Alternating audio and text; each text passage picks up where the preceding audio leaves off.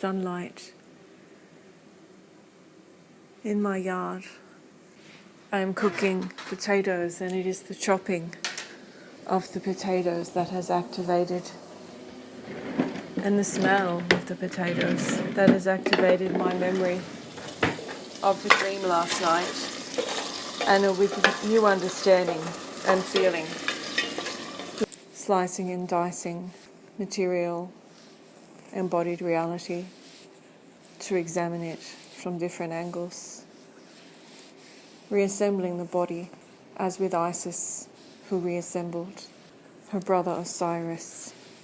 And so the cubing of the potato, like Metatron's cube, activated a slicing and a dicing and a re-examination, a cooking, alchemy of the divine dance between divine masculine and feminine, all activated by that potato, which is so much what happened in Peru.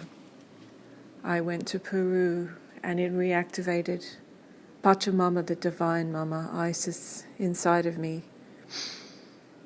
and so awakened some DNA codes in relation to my Polynesian ancestry. Those Polynesian codes came to me while I was in Peru. The melody I was making with the material that was bequeathed to me through the cosmos. Yo más camina a la fiesta. 2 of 7. Print 2 of 7. 2012. And they are in the colours of the earth, in that colour that's between ochre and magenta, like my rug, the embodier of divine wisdom. That is Anusha, she who embodies divine wisdom. She who receives and embodies and brings down to human form, which is love, the human heart space. She who holds the heart space for the humans. She is Anusha of Polynesia, of the Pacific. And she sings songs with the Pacific sisters on the coast to the west and the coast to the east. The coast to the west, the people where I now stand, to her east, to her west, or her east, depending which pole she pointed towards, of course, because she is able to move in all directions as a human. And she also sent and received that wisdom from her sisters on the west coast, which is Peru and LA and Mexico, all of those indigenous people of the Americas. We're in communion with Anusha, the spirit of the Pacific, where the new earth forms are rising now to create a new continent, the blue Pacific, rising up from the floor, from the bed of the Pacific.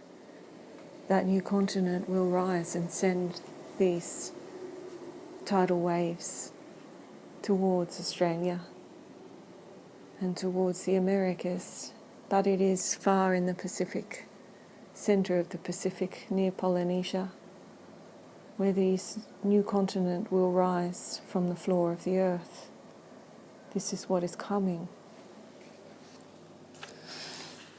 And this is the dream of the giant water incursion onto the earth.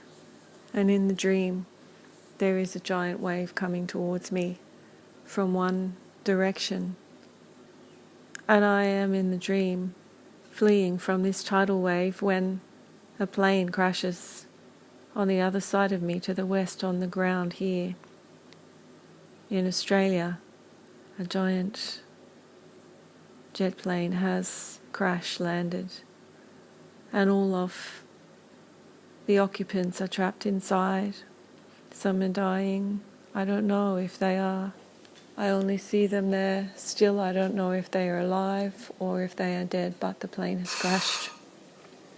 And I have been in this space between fleeing from this tidal wave and a plane crashing, and there is balls of fire. There is fire coming from this plane, a plane that has grounded and from which fire comes. And I need to flee from this fire, which may explode the plane because of all the fuel on board. And so this is a dangerous location to be between an impending explosion, fuel explosion from a crashed giant jet plane and a tidal wave. And so the only way to run is towards the west, in the corridor away from between the tidal wave and the crash plane. I must flee to the west. But now I look and think, no, but I must see if I can rescue these people. They may be alive, but the plane may be about to explode any moment, and there is fire. And then there is someone directing, a man directing and saying, I want people to come forward to help to move this plane. He needs volunteers to come and move the plane. It's a giant jet. I look at myself and think I cannot perform this task. I must flee. I'm not safe here, although I need to rescue these people, and so I feel torn between running to save my own life and going to rescue those in the plane who may still be alive and trapped. I'm in this dilemma when a group of people who are like a wave of people, are moving away to the direction of an escape, and I go with the people. And there is my friend Bronwyn, my colleague from work, who is judging me harshly for this selfish course of action I have taken, who thinks my role should be to stay behind to help rescue those trapped in the plane. And so I am torn between Bronwyn's judgment and requirement that I stay back to sacrifice my own life to rescue those in the plane, or I flee with those who are fleeing. And so I choose to flee, and the moment I choose, well, my fear chooses that I run with these people who are going to safety. And I go with this group. And we're now in a car and we're a bus. We're travelling away from this place towards safety. And here is a feeling of freedom and liberation with these people. There is a lightness here. These people are full of levity, with a carefree attitude. It's almost like the Great Gatsby. It is the time or the feeling of being with Gatsby and his privileged friends, who are seemingly travelling lightly over the earth because you don't see any pain and suffering. They are having a party. Those llamas travelling to the fiesta. That party, that fiesta of those llamas is an everyday, permanent state of joy and levity. And there is not any time spent connecting with, communing with suffering, or trying to embody those painful feelings, but rather to drown those feelings with parties and levity. And that is the kind of floating over the top of the pain and suffering as though it does not exist. And so I am here with the ground and ANUSHA and this plane that has been grounded. This is the body that has landed on this earth and does not float over it like an alien spaceship or a ghost ship, but rather has come down to earth and has become fully human, fully of this Pachamama earth. And so those people trapped and suffering in those planes,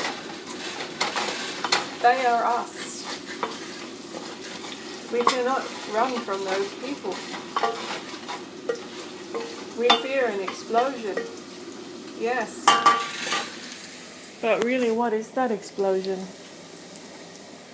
That explosion is in fact all of that repressed energy, those repressed emotions that we do not own.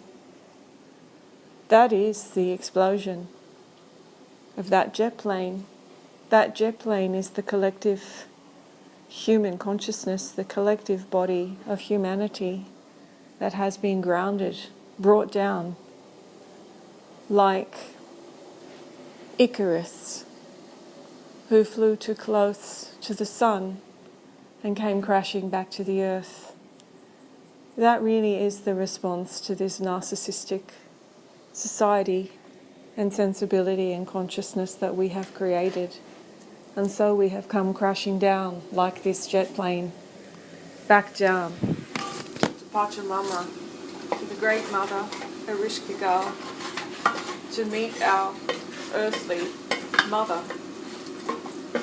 We have crashed from that height of Logos, the heights of Logos. We have crashed down now from them, and we have truly landed here on planet Earth. And I have truly landed here in Camaragal country with the wisdom of that time in Peru.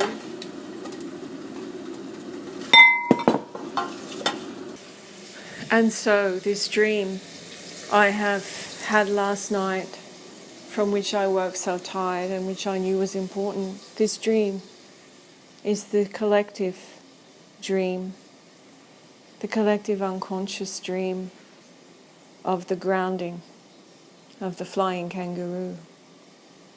What is the grounding of the flying kangaroo? It is the crashing down to planet Earth of our inflated masculine archetype that now needs to return to reconnect with Gaia, with Eros, with earth and fire. This is the grounding of the collective unconscious and the collective conscious back down to earth, to reformulate as a new paradigm, as a new kind of being.